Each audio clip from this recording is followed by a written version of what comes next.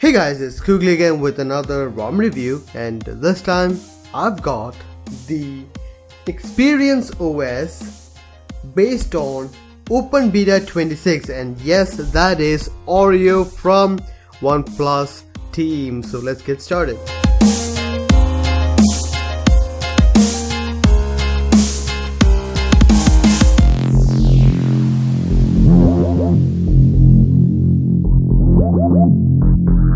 So guys, now Oreo was released for the OnePlus 3 and OnePlus 3T, also OnePlus 5. The Open Beta 25 was the first release which is available with Oreo. Now there is an Open Beta version 26. Let's get started. Now, first of all, in the settings menu you can see in the About Phone page. Now I'm running the dark mode. This is not a Substratum theme. This is the normal dark mode which is available with OnePlus ROMs. In the About Phone page you can see it is OnePlus 3. OxygenOS version is 02 Open 26, which is Open Beta 26. And here is the big kahuna, which is Android Oreo 26 or 8.0. so you do have Android Oreo, so that is the big story about this ROM. It works, and I have to say I'm inclined to believe this is the most usable version of Oreo ROM available for our device. Now the security patches are still September, it hasn't been migrated to October, but a version should be coming up soon enough. And you can see this is called the ExperienceOS R26, which is based on Open Beta 26. Now being in a custom kernel, the installation was super easy. You just need to have the zip file, and one thing which you need to keep in mind while installation is that you need to be on BlueSpark TWRP version 47 or 50. So that is one of the latest versions.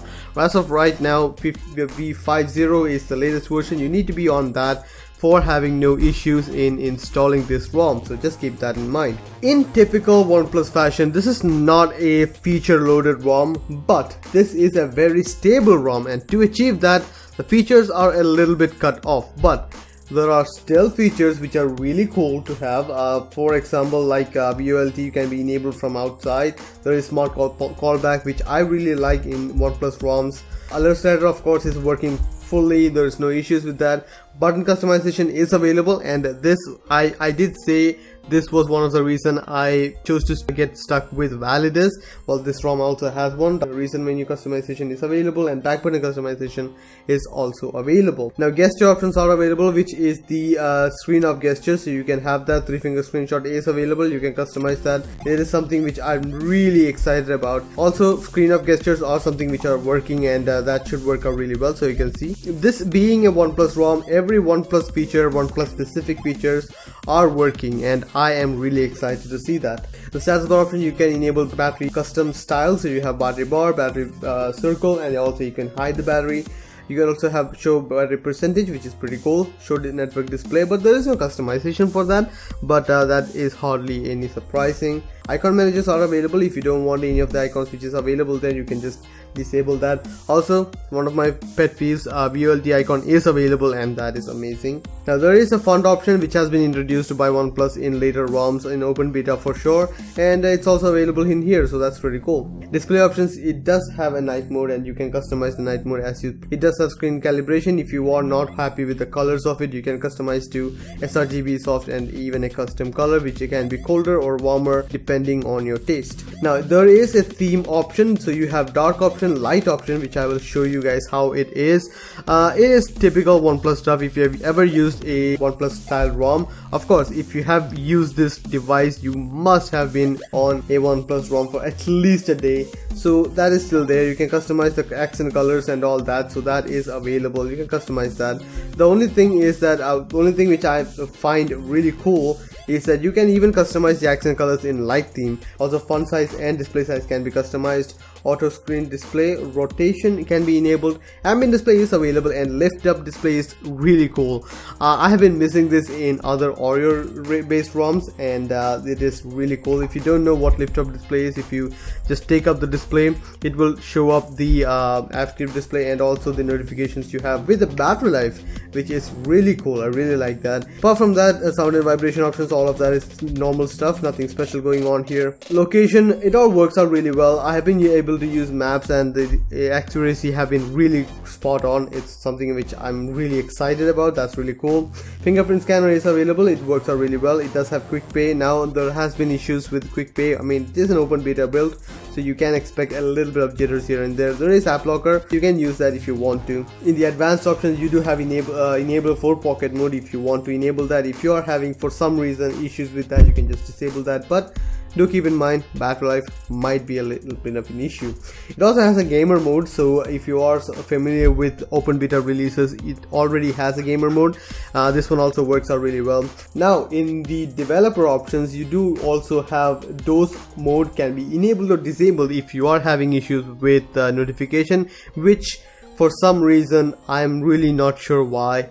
I'm still having issues with notification or GCM messages showing up at the correct time on this ROM. OnePlus has had this issue for a long time.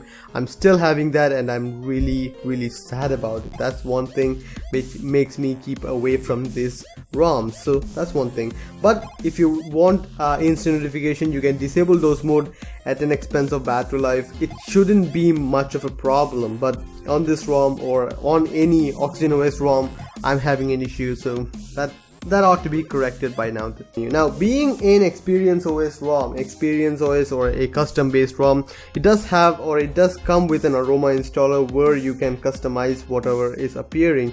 Now this one has two installers. One is the light installer which installs the ROM, and also it comes with an aroma installer which has the extra stuff. Now you can head out to the forum in the description below to check out what all stuff is available. Something which you need to keep in mind is that SuperSU is the only one which is supported if you want super user access.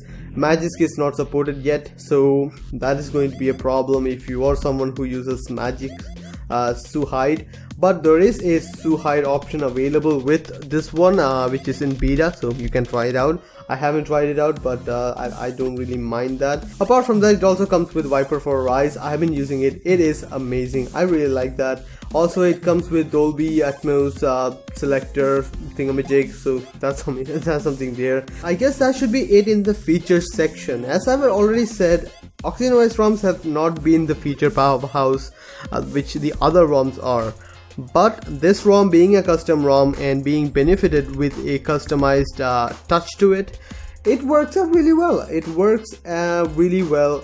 I'm gonna give it a 6 out of 10 for features. Now the battery life. I have something to say about the battery life. The battery life for me has been pretty amazing. I have not gotten a battery life like that on an Oreo ROM yet. I've been able to get active drains off in the neighborhood of 12 to 13%, which is really great, and also idle drains were in the neighborhood of 1.2 to 1.4%, which again is something which I did not get with an Oreo ROM until now, and I'm really excited about that. So yeah, that is something there. I really like it. It has been working out really well for me. I'm really impressed with the battery life. Now you have to keep in mind, this is why I'm impressed with this, because this is a beta ROM and Oreo doesn't really have a great battery life out of the box right now, so it will improve sooner or later, and it's going to get improved onto other ROMs also. So as of now, I'm gonna give it a 7 out of 10 for battery life.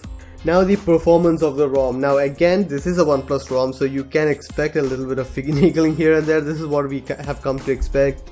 The score was about 148,400, which is on the higher echelon of ROMs, but again, OnePlus is known to be have overclocked their devices for specific benchmarks. So yeah, even though it is one of the highest scores which I've received, I cannot give it higher than 7, so I'm gonna give it a 7 out of 10. Now comes the camera. Now, being a stock based ROM, camera is going to be pretty good. It works.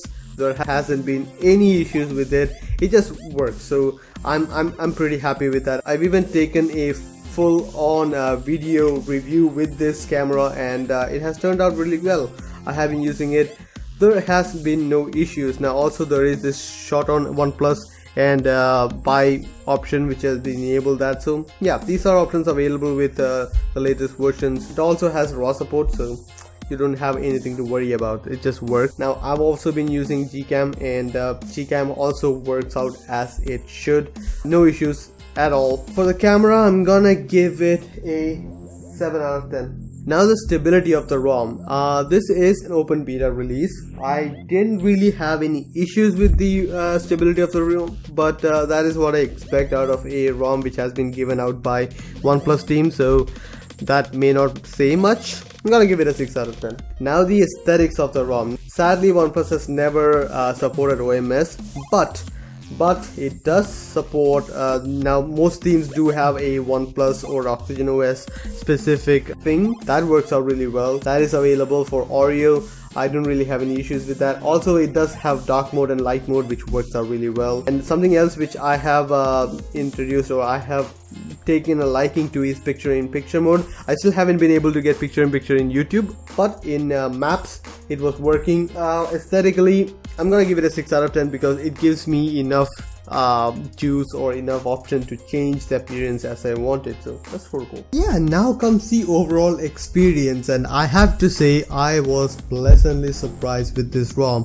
I've been putting off using this ROM as my daily because I know an upgrade is going to mess up every time I'm going to go back to a different ROM, and every time I'm going to go back to a no-gat ROM I'm gonna have problems. But I may not go back to a no-gat ROM after this because this is a very stable platform as a daily driver, and yes, of course, it's one of the most stable ROMs if you want Oreo. There hasn't been any issues. I mean, OnePlus says on their website that the fingerprint scanner is slightly slower.